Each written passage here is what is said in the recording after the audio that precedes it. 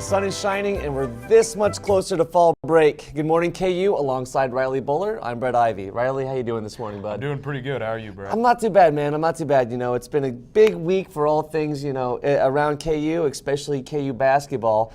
First up, Kelly Oubre, the number 10 recruit in the nation out of Richmond, Texas, verbally committed to KU on Tuesday through Twitter. He said, quote, "Blessed to say that he is committed to Kansas University." And Riley, it's a big signing early in the year for KU. KU hasn't even played a single minute of basketball, and they're already doing big things off the court. Oh yeah, Bill Self proving once again that we reload, we don't rebuild here at Kansas. Mm-hmm. Very true, very true. And it's Oubre is kind of touted as the replacement for Andrew Wiggins, even though Wiggins hasn't even played yet. Do you think Oubre will be able to step in and fill that three-guard role? Yeah, I think he's 6'7", about 195. He'll do a great job stepping in at that spot, and if all goes well and Wiggins is as good as they say he is, then we won't see him around campus for very long. Very true. Speaking of Wiggins, by the way, on newsstands tomorrow, Sports Illustrated comes out with featuring a cover of Andrew Wiggins that compares him to Danny Manning and Wilt Chamberlain, both KU greats. Do you think Wiggins deserves that praise already, even though he hasn't even played a minute? I'm not sure yet. I think it's a little bit unfair to put that kind of weight on an 18-year-old kid's shoulders. I mean, Danny Manning obviously had that kind of weight put on his shoulders, but he led KU to a national championship. Wiggins has yet to play a single game of college basketball, so we'll see how that goes. I'm excited for it. Yeah, definitely, and I think it's the whole team this year. I think that the whole crowd is getting ready for. You have the freshman recruiting class, but you also have a bunch of different other players coming onto the court for KU. What do you think about that? Oh Ryan? yeah, Nadir Tharp at the starting point guard. I really like that, and Perry Ellis coming back. I think he'll be our top dog, our leading scorer, and one of the great leaders on the team overall. Late night was a lot of fun, and they all looked really good. Yeah, definitely, for sure. And, I think that's one thing that KU is getting excited for, and I think other people are realizing that as well. KU Athletics announced today that Kansas is tied for Oklahoma State in the preseason coaches poll in the Big 12. It'll be really interesting to see the battles that these two teams have coming up throughout the year. Oh yeah, no surprises there. You can't really pick against Kansas in the Big 12, and no surprise with Oklahoma State on top there, either returning Marcus Smart, top 5 draft pick, LeBryant Nash, and Markel Brown, 3 of their top guys from last year. They'll definitely be a tough squad. The first game is January 18th here in Lawrence, and the second game is March 1st in Stillwater, Oklahoma. So definitely 2 of the most anticipated matchups in the nation this year in college basketball. Definitely. All right, now changing sports a little bit, Kansas volleyball has been on fire. They've won 10 straight, including a sweep last night over Big 12 opponent Oklahoma. Riley, our Kansas volleyball team is making some big moves. Oh, they've been absolutely dominant. They're looking to make a push into the top 25, and this week we've got number 3 Texas, the defending national championships on our schedule, so that'll be a game to look forward to. Definitely. Texas has been just destroying this year as well. Also undefeated in the Big 12 like KU. KU's been on fire, but this may be a roadblock. We'll see what happens, but I think all of you in town should go and head to Horace Athletic Center on Saturday at 6:30 to catch the game. Now, for football, Texas is heading to Fort Worth to play TCU. What kind of improvements do you think the team needs to make in order to kind of improve from that Texas Tech game? Well, I've been griping about it the whole season. The receiving core has just been absolutely terrible, and Charlie Weiss has stepped up and made a couple changes there. Josh Ford and Andrew Trezelli will now be our new starting wide receivers, and our running game has been as great as ever, but Tony Pearson suffered a little bit of a concussion last week. That's right, and Coach Weiss said he is day-to-day. Brandon Bourbon will be filling in that spot, and I think, Riley, that Bourbon is just as explosive as Pearson. It'll be interesting to see how he fills that role for the Jayhawks this upcoming week. Yeah, it'll definitely be a fun game to watch, and hopefully KU can sneak away with a win. Yeah, definitely, for sure. All right, that's going to do it for us in this block. When we return, Ben Allen returns with Associate Sports Editor for the UDK. Who's our guest today, Riley? Blake Schuster. I'm sorry. We'll be right back. Well, you're wrong. I'm wrong. You're the one who misrepresented the facts. Misrepresent the facts? Are you kidding? Your proposal is ridiculous. You have no right to call You are the anyone. worst example of I politics. stand for something. Flip-flop. I stand for something. Flip-flopper, flip-flopper. Your proposal is ludicrous. My proposal It's will go ludicrous. exactly the way I say it Over will. my dead body. I think somebody needs a timeout. That's the power of one.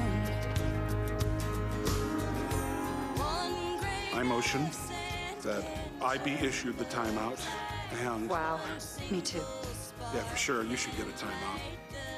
I apologize. And I motion that I start showing more respect. Civility. Pass it on.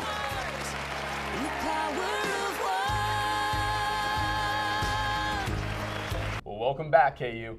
Along with me today is the Associate Sports Editor from the UDK, Blake Schuster. Blake, how are you doing today, bud? Doing well, you? Not too bad, not too bad. All right, let's start things off here a little bit with, how did you get to this role? I know, you're a senior this year. How did you ultimately get to being the Associate Sports Editor? Like, where did you get the start with the Kansas? It was actually kind of a coincidence. I went random freshman year for a roommate, and the first day I got to school, he had an interview to go be a sports writer for the UDK, and asked if I wanted to tag along. I said yes, and I never left. So literally since the first day I got here, I've been with the UDK. Now who was that friend? It was Mike Vernon, who's actually the sports editor now with me. It's funny how that works. Mike was our first guest that we actually had on the Thursday show this year. And, it's just funny how that kind of stuff develops, a friendship like that, and ultimately, get you to where you are right now. Like just something silly as that, right? Yeah, it's amazing how it worked out, and now we're both in a position where we can actually, have some fun with the UDK and, be empowered a little bit. Do you remember that first article? Yeah, I actually I made a huge mistake and wrote about my roommate, which is something you're not supposed to do. He was a lacrosse player at the time, and I did a feature on him. So to my sports editors then, sorry for breaking the rules. Okay, so is he still playing lacrosse at all? No, he's done. I think Mike, he was talking about how he talked about a walk-on baseball player, and he never made the team. Yeah. It's funny how those first stories, they sway so far. So, the guys in the first segment, they talked a little bit about the KU basketball team and about, Mr. Andrew Wiggins. How much pressure is on this kid this year? Is it reasonable for us to be putting this much pressure on a kid this young? No. But, I mean, that's the nature of college basketball. These teenagers who come out of high school, highly touted, they're going to get that amount of pressure. When you have programs like Kansas, Kentucky, all the blue bloods coming after you, you're going to feel, or you're going to be told at least, that you're on top of the world. The Sports Illustrated article that they're referring to in the last segment, it's a huge burden to have on such a young kid. Now, last week you got a chance to talk to one of his high school coaches. Like, what were they saying about him? Well, it's actually interesting. Rob Fulford, his coach at Huntington Prep, said with those types of articles, he referred to the GQ photo shoot that Wiggins did a couple weeks ago. Unless someone hands Andrew that magazine, he's not going to see it. That's the type of kid he is. Now, I find that to be a little bit harder to do with something like Sports Illustrated, but still, Andrew tries, from what I've heard, to stay away from as much of that as he can. Okay. Now, for the rest of the KU basketball team, obviously, we were talking about it off air a little bit. There's a lot of guys in this lineup that they can kind of intermix and put into the starting lineup to start. Who's going to be that next guy to look forward to this season? Wayne Sullivan, for sure. He's someone who's kind of flown under the radar, and if Andrew Wiggins wasn't here, you'd think he might be the guy that'd be in the spotlight completely. But he's a guy who's really gonna take the offensive stride and help his team out to win some of those extra games where they might be down and not really have too much of a chance. Also, Joel Embiid is another guy who's just crazy amount of potential. There have been comparisons to Hakeem Olajuwon, and actually, when Joel first started playing basketball, his coach gave him a tape of Hakeem Olajuwon.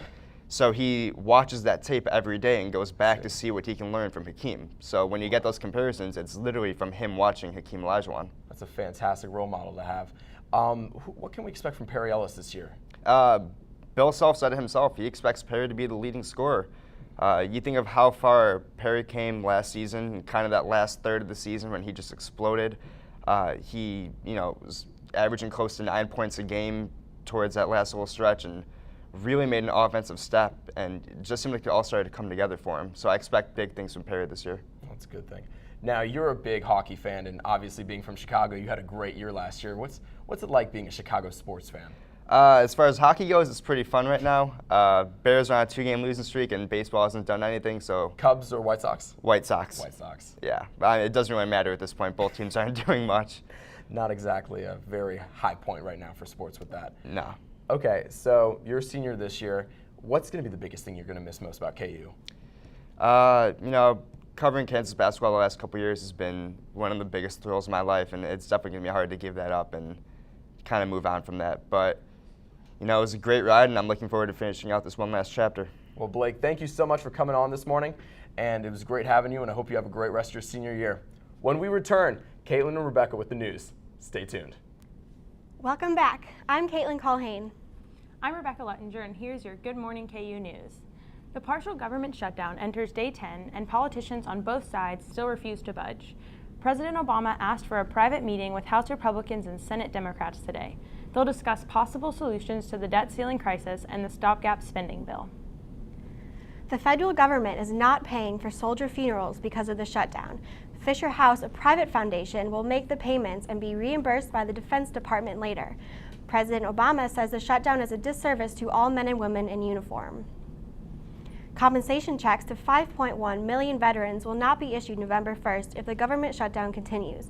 In addition, surviving spouses and children may not receive Veterans Affairs money, which some use to cover living expenses.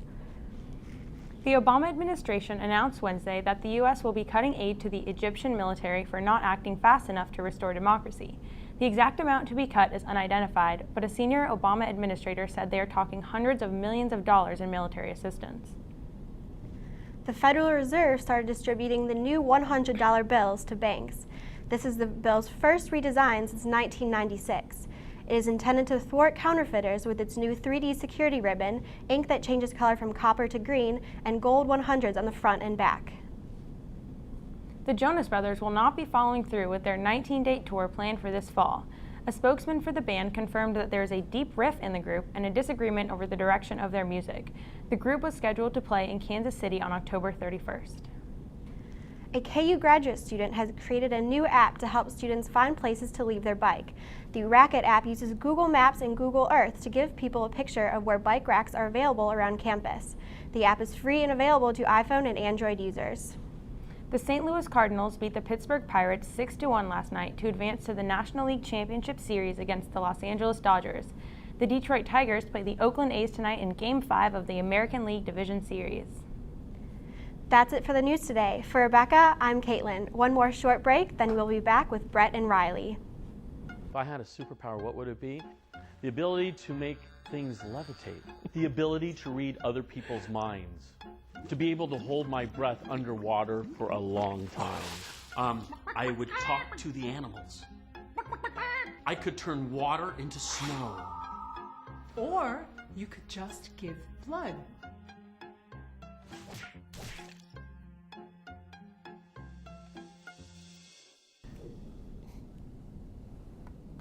Welcome back, folks. All right, Riley. So tonight, SUA is putting on a concert at the Granada featuring the new up-and-coming indie band Haim, which is a group of three sisters out of LA. Let's see, Riley, we were able to listen to a bit of the music before the show started today. What were your thoughts? You know, they're great. Certainly, if that's your kind of thing. The doors open at 8 o'clock tonight. The show begins at 9. Tickets are $10 for students, and bring your KU ID. So yeah, you'll be able to get in for cheap. Regular tickets are $15, but if you do bring a KU ID, get a $5 off. It's always a good deal.